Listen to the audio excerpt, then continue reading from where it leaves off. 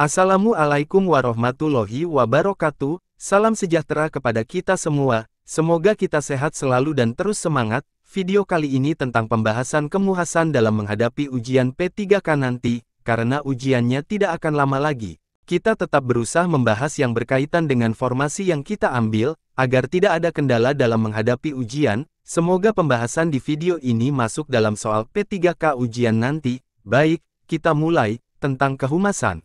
Humas, menurut James E. Grunick dalam buku Managing Public Relations adalah sebuah praktik mengelola penyebaran informasi antara individu atau organisasi dan masyarakat. Terdapat sebanyak 6 ruang lingkup kerja humas. 1. Pemasaran. 2. Lobby. 3. Hubungan investor. 4. Publisitas. 5. Public affairs. 6. Manajemen isu. 1. Pemasaran, mencari keuntungan adalah hal yang sangat diharapkan sebuah perusahaan untuk memenuhi kebutuhannya. Dalam hal ini humas harus dapat menguasainya dan mencapai target yang sudah ditentukan. Keuangan perusahaan khususnya. Perusahaan komersial dapat berjalan dengan baik jika mempunyai banyak konsumen tetap.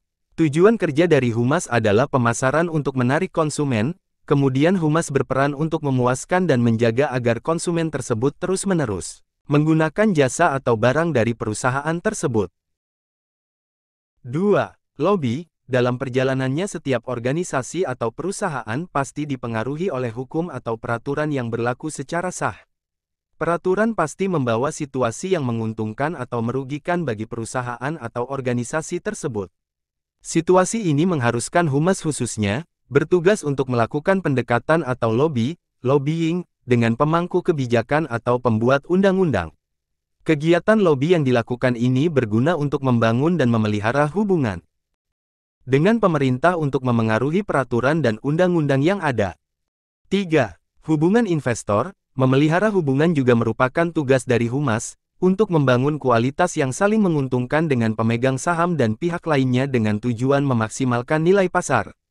Humas dalam hal ini juga sering disebut dengan financial relations karena berkaitan dengan keuangan perusahaan. Humas dalam menjalin hubungan kepada investor bertugas untuk mengurus hal yang berkaitan dengan keuangan dalam bidang komunikasi, kepada pihak lain atau ke perusahaannya sendiri. Tugas tersebut seperti mengikuti perkembangan bursa saham, menyediakan informasi dan memberikan jawaban terkait bidang keuangan. Humas juga dapat menerima saran dari investor terkait manajemen terkait keuangan perusahaan. 4. Publisitas. Humas mempunyai peran untuk dapat memberitakan hal yang berkaitan dengan perusahaan atau organisasi pada media massa. Istilah publisitas sendiri adalah kegiatan penempatan berita mengenai seseorang, organisasi, atau perusahaan di media massa. Dalam hal ini, publisitas tidak berasal dari wartawan dan media massa, namun media massa menggunakan sumber dari pihak humas perusahaan karena mempunyai nilai berita yang menarik perhatian publik.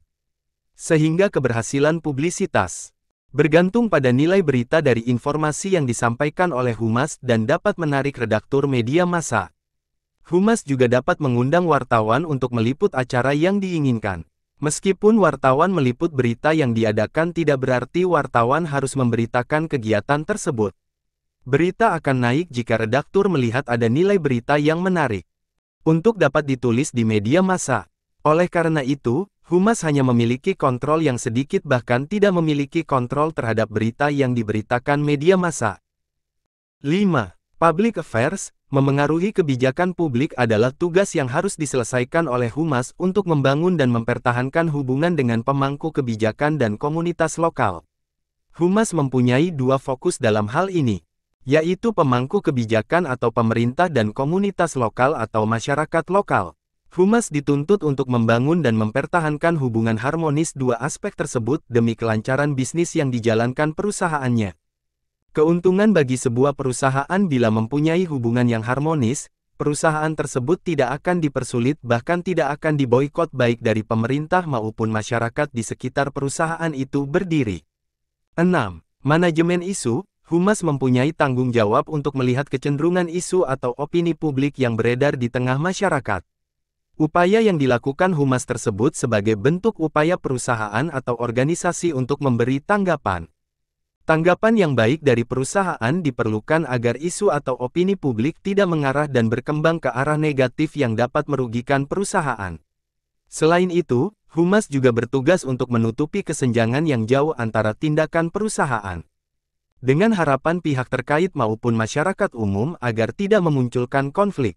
Jeffkins mengatakan pada tahun 1992, public relations ialah sesuatu yang merangkum keseluruhan komunikasi yang terencana, baik itu ke dalam maupun keluar, antara suatu organisasi dengan semua halayaknya dalam rangka mencapai tujuan-tujuan spesifik. Government Public Relations, GPR, atau yang lebih sering didengar sebagai humas pemerintah, dapat dikatakan hampir sama definisinya dengan humas pada umumnya.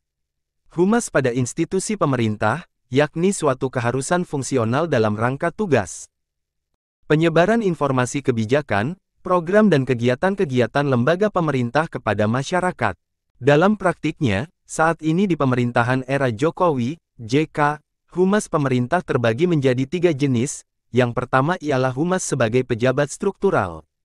Humas pada jenis ini adalah mereka yang bisa mempunyai jabatan pada struktur organisasi kehumasan dalam instansi pemerintah.